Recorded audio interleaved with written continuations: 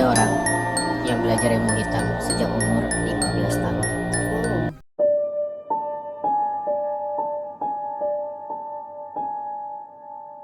Jadi kejadiannya di tahun 1970-an, udah lama banget Nat, Moy. Di daerah Banyumas, ada seorang cowok, kita sebut aja namanya Manto ya. Manto ini usianya sekitar 14 atau 15-an tahun. Dia sebenarnya tuh lahir dari keluarga yang biasa aja dan cenderung miskin. Tapi dia punya mimpi bisa melindungi orang tuanya. Jadi kayak mungkin ada sedikit ya dikata-katain gitu ya, miskin tuh segala macam, atau mungkin keluarga suka diinjek-injek apa gimana gitu ya. Dia mencoba untuk ya dia tuh mau jadi kuat lah buat bisa melindungi dirinya sama keluarganya biar gak diinjek-injek lagi. Nah di daerah rumahnya dia, desanya dia lah, itu ada perkumpulan yang pelajarin ilmu kanuragan namanya. Apa tuh? Kanuragan tuh kayak ilmu silat, kebal ilmu gitu loh. Cuman kalau yang gua cari-cari googling tuh kayak itu tuh dipakai sama orang-orang zaman dulu banget, pahlawan-pahlawan zaman dulu untuk perang sama penjajah-penjajah ataupun gimana lah. Jadi ya ada hubungan sama ilmu mistis juga. Tapi itu makanya cuman emang orang-orang Banyumas, orang Jawa, atau emang itu udah common gitu Bi? Semua nama juga si Kanuragan. kanuragan. Gua nggak tahu sih Mui, cuma mungkin di Jawa kali ya. Oke. Tapi kalau specifically gua nggak tahu. Oke. Nah singkat cerita, si Manto ini berhasil buat pelajarin si kanuragan ini. Jadi dia hasilnya bener-bener kebal Nat, Mui. Gak mempan dibacok. Dan di usia 17-an dia tuh udah ngerasa jago banget lah, udah kuat banget, dan dia ngerasa kalau dia tuh ya jadi arogan gitu loh. Oke. Jadi sombong banget karena dia saking ya gue kuat, nggak ada yang bisa ngalahin gue gitu. Dia tuh jadi kerja di tempat kayak ngejaga tempat-tempat yang dilarang gitulah. Ya singkat cerita atau gampangnya dia jadi preman lah istilahnya. Dan udah beberapa lama dia kerja kayak gitu, si Manto ini mulai bosan. Kayak apa lagi nih yang bisa gue lakuin? Nah dia mikir buat dia tuh mau ilmu yang lebih, kayak mau lebih berkuasa gitu loh. Tapi dia ngerasa dia nggak bisa ngembangin sesuatu kalau dia nggak kaya. Udah mulai nih rasa-rasa haus akan ilmunya itu makin naik lagi. Nah si Manto ini punya guru silat dan guru ilmunya dia itu kita sebut aja namanya Ki Sulam ya. Oke. Nah Ki Sulam ini tahu si Manto mau belajar lebih lagi tuh. Ki Sulam ngomong, kalau kamu belajar ini, kamu tuh bisa narik barang-barang dari tempat gaib, batu, emas dan lain sebagainya. Jadi kayak ngambil barang dari alam gaib itu loh, Moy. Wow. Pernah denger gak sih lo kayak mau kaya tapi ya ngambilnya dari tempat gaib? Enggak pernah dengar. Gue juga nggak pernah. Jadi kayak dia tuh bisa ngilmu, bertapa ritual, dan akhirnya nanti dia dikasih hadiah sama si makhluk-makhluk gaib ini. Tapi asal si barang itu dari sana gitu. Iya, Dari dunia gaib. Iya, ya sebenarnya kurang lebih sama yang tadi cerita lo.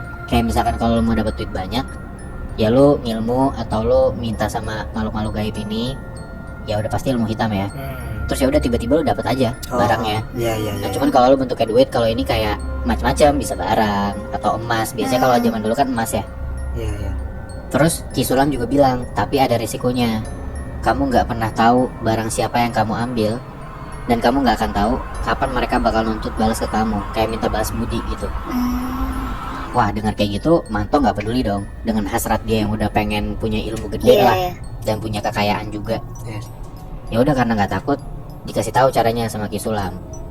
Manto ini disuruh buat puasa 7 hari 7 malam di satu tempat. Itu di tempat yang sama, di satu spot itulah intinya. Biasanya kalau misalkan bertapa-tapa gini, setahu gue kayak di pegunungan atau di goa gitu-gitu loh. Pokoknya di tempat yang sepi lah. Tapi ada Jadi- buka puasa juga kan? Nggak ada. Jadi benar-benar dalam 7 hari 7 malam dia nggak boleh makan, nggak boleh minum, bertapa doang di satu tempat itu. Emang nggak pingsan, Bi? Sebenarnya sih kalau secara logika manusia bisa aja hidup maksimal kan seminggu ya tanpa air, setahu gua. Tapi ya mungkin karena ilmunya juga udah tinggi, dia bisa konsentrasi dan segala macam. Iya sih. Dia lakuin ini sama Manto, dia bertapa di satu tempat, bener-bener sila, merem gitu ya. Doa-doa sama ritual sama apa yang dilakuin lah buat dapetin apa yang dia mau ini. Dan selama 7 hari 7 malam Manto ngelakuin itu tuh makhluk banyak banget bergantian datengin dia Moy. Singkat cerita begitu udah selesai, dia melek, bener tuh di tempat dia bertapa itu muncul emas banyak banget, pusaka-pusaka kayak keris-keris, tapi bahannya dari emas. Itu mahal banget. Nah barang yang dia udah dapat tuh dia jual-jualin ke kolektor-kolektor barang mistis atau barang-barang antik lah. Intinya dia bisa jadi kaya karena udah ngejual itu. Nah gurunya Manto ini ingetin, semakin lama kamu pakai ilmu ini, semakin gede rasa haus kamu. Hati-hati, Karena kamu nggak akan pernah tahu barang siapa yang kamu ambil atau siapa makhluk halusnya gitu loh. Ya nggak takut lah Manto kan, karena tujuan dia yang penting kaya. Bener tuh, 1-2 bulan yang tadinya dia nggak punya kendaraan, dia akhirnya beli kendaraan, baju-baju makin bagus, keren lah jadinya si Manto ini. Makin banyak duit, Manto main cewek. Ceweknya banyak sana sini ganti-ganti, pada nempel karena ya udah tinggal dikasih duit, cewek pada nempel gitu kan. Terus Manto nih ketemu sama satu cewek yang dia tuh suka banget. Cewek ini tuh cantik, kalem, gak neko-neko, lembut banget lah si cewek ini. Jatuh cinta lah si Manto ini sama dia. Tapi si cewek ini agamanya kuat Nat, Muy. Dan keluarganya juga keluarga agamis yang bokapnya tuh salah satu pemuka agama di daerah situ lah. Nah kita samarin aja namanya jadi Rifdah ya. Jadi si Manto ini deketin berkali-kali, tapi si Rifdah tuh nggak mau sama si Manto. Bener-bener nggak pernah suka sama sekali lah. Ya kebayang lah ya, maksudnya cewek yang datang dari keluarga yang baik-baik, agamis, ngelihat cowok yang selengean, arogan, kayak gitu kan mana mau gitu kan. Nah Manto nyamperin tuh gurunya si Ki Sulam ini. Dia bilang, saya deketin perempuan ini, saya suka banget. Kata Ki Sulam, ya kejar. Tapi Manto bilang gak mau, maunya pakai cara gaib aja.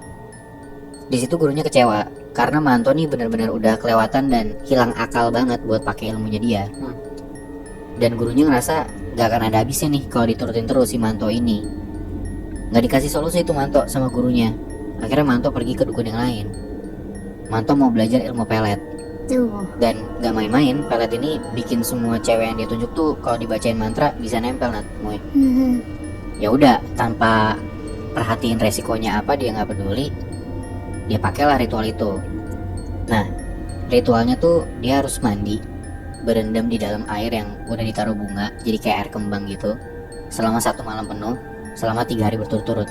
Jadi tiap malam dalam 3 hari tuh dia berendam di air kembang itu. Ya beneran dijalanin dong, puasa aja lewat kan? Iya.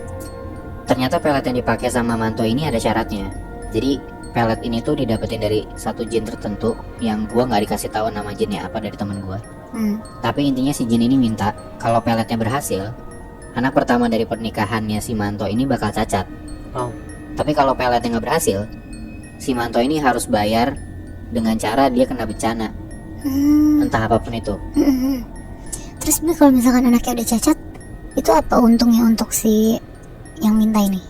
Ya sebenarnya karena dia udah minta untuk dapetin ceweknya, ya balas budinya adalah dengan anak pertamanya nanti yang cacat. Tapi anaknya nggak akan diambil gitu kan? Enggak sih, nggak diambil, cuman cacat aja. Nggak cuman sih ya, parah juga. Ya udahlah, dia juga nggak peduli tuh dengan syarat kayak gitu, dia bodo amat banget orangnya. Karena udah ketutup sama hausnya kecanduan ilmu hitam tadi kan. Dipakai nih si pelet ini setelah dia udah ritual, dia pakai ke Rifdah. Dan yang namanya pelet bisa nih kena si Rifdah. Akhirnya Rifdah yang tadinya bener-bener gak ngegubris si Manto ini, si Rifdah mau akhirnya diajak jalan, diajak ketemu, bisa sampai bener-bener gak mau lepas. Padahal agamanya kuat tuh. Padahal agamanya kuat. Jalanlah mereka beberapa waktu, udah nempel banget, sampai tiba-tiba Rifdah ini gak mau sama Manto sama sekali. Tiba-tiba aja marahlah Manto. Dia samperin tuh dukunnya, gimana nih kok mantranya gak berhasil. Ternyata setelah diusut sama si dukunnya Manto ini, kakaknya Rifdah ini anak pesantren, calon orang alim, karena keluarga juga alim kan. Ketika bokapnya si Rifdah ini tahu anaknya deket sama Manto yang emang terkenal preman dan gak bener, ya akhirnya keluarganya risih. Nah terus dimintalah si kakaknya Rifdah ini dengan ilmu putih bisa nyadarin Rifdah. Jadi Rifdah gak mau lagi tuh sama Manto. Nah ini kakaknya cowok by the way ya, kita samarin namanya jadi Rashid. Wah marah tuh Manto di situ. Gimana caranya dia harus ngelawan nih si abangnya Rifdah, si Rashid. Karena dia udah kesel banget. Tapi hitungannya si Manto ini udah gagal kan. Pelet yang dia pakai ya awalnya berhasil sama Rifdah, tapi ujung-ujungnya nggak berhasil karena nggak jadi nikah kan. Nah berarti bakal ada bencana nih buat si Manto. Kejadian Nat, Muy. Di satu sore Manto lagi ngerokok gitu ya di teras rumahnya.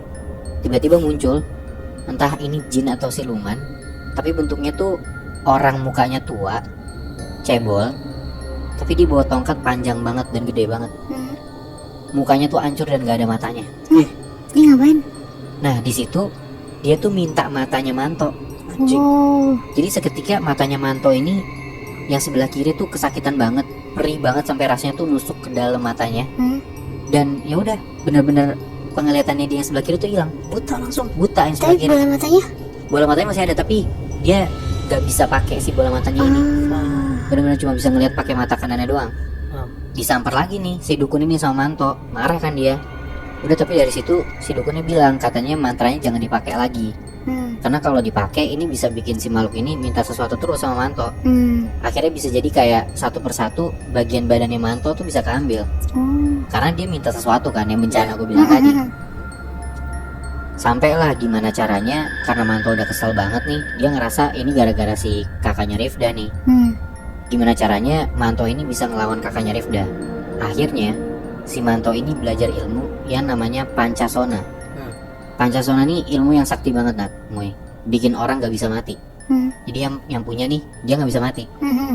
Susah banget ditebas. Lebih dari ilmu kebal kali ya. Dan kalau gua cari di Google nih, emang Pancasona ini emang dipakai juga sama orang-orang lama buat perang-perang gitulah. Nah, tapi prosesnya ya pasti jauh lebih panjang. Mulai dari ritual lebih panjang, tumbalnya juga darah hewan. Tapi lagi-lagi, syarat-syarat kayak gitu tuh nggak bikin Manto mundur. Apapun resikonya pokoknya diambil lah. Karena emang bener-bener kayak, ya lo haus akan ilmu hitam gitu loh. Jadi dia nggak mau berhenti sama sekali. Bener-bener udah buta banget. Dan dia juga udah kelewat benci banget kan sama si kakaknya Rifda ini. Jadi gimana caranya dia harus balas dendam lah. Dan bener aja Manto nih bisa nguasain si ilmu Pancasona ini. Jadi Pancasona ini tuh gak cuman bikin kebal doang, tapi ya emang dipakai buat perang dan segala macem. Dan intinya memang si Pancasona ini minta tolong sama jin ilmunya. Bahkan si Pancasona ini juga bisa nyelakain orang yang dia tuju dari jauh. Jadi gak cuman kebal doang. Pokoknya ini ilmu hitam yang tinggi banget lah. Dites dulu nih ke beberapa orang sama Manto. Karena Manto ini emang preman kan, jadi dia tuh kerjanya salah satunya kayak dibayar sama pengusaha atau rentenir gitu buat nagihin utang segala macam. Nah, dia coba tuh ke orang yang misalkan dia disuruh nih sama pengusaha, lu tagihin utang ke dia karena dia ngutang ke gua. Terus disamperin orangnya, dia pakai nih ilmu. Bener aja, tiba-tiba orang yang disamperin sama Manto ini yang ngutang itu dibikin muntah darah, tiba-tiba perutnya keblek sendiri. Buset, parah banget deh. Akhirnya udah tuh dicoba dan berhasil kan. Mau dites nih ke abangnya si Rifda, si Rashid ini. Manto maunya si Rashid ini dibikin gila sampai akhirnya mati konyol. Aduh. Dikirimlah satu jin tuh buat nyelakain si Rashid ini, dibikin jadi gila. Dan lo tahu apa yang terjadi? Jinnya malah balik nyerang ke Manto. Karena ternyata si Rashid ini belajar ilmu putih, Moy, yang namanya Waringin Sungsang. Apa tuh? Jadi ini ilmu sejenis Pancasona tapi ilmu putih. Jadi yang baiknya gitu loh. Lawannya dia itu Lawannya. Nah, setahu gua si Pancasona ini emang ada mungkin ilmu putihnya ya, tapi tergantung tujuan penggunaannya gitu loh. Benar. Nah, tapi anyway, jadi si ilmu ini, si Waringin Sungsang ini emang bisa bikin ngebalikin ilmu orang. Jadi seketika orang ini belajar Waringin Sungsang, terus dia kena ilmu. Nah, ilmu itu bakal balik ke orang yang ngirimin. Oke. Tapi bukan karena dia ngebalikin. Kalau kata teman gua yang ngasih cerita ini karena si orang yang belajar ilmu Waringin Sungsang ini dia berserah diri sama Tuhan. Jadi benar-benar ilmu tertinggi pun gak akan mempan gitu loh. Mantul gitu Mantul. ya. Nah, akhirnya si Manto ini jadi yang gila dan lama-kelamaan dia mati konyol sendiri. Anjing. Bener-bener langsung dapat ganjarannya sendiri ya dia. Soalnya dia bener-bener kecanduannya itu gila banget sih, Bi. Ya. Terus-terusan dia malah mempelajari ilmu-ilmu hitam yang baru yang dia Bener. malah belum tahu kan. Padahal tujuan awalnya cukup baik ya. Dia tuh mau cuma mau nyari duit kan? Mau melindungi bahkan sebenarnya keluarga. mau ngelindungin keluarga, Iya Moy. lagi.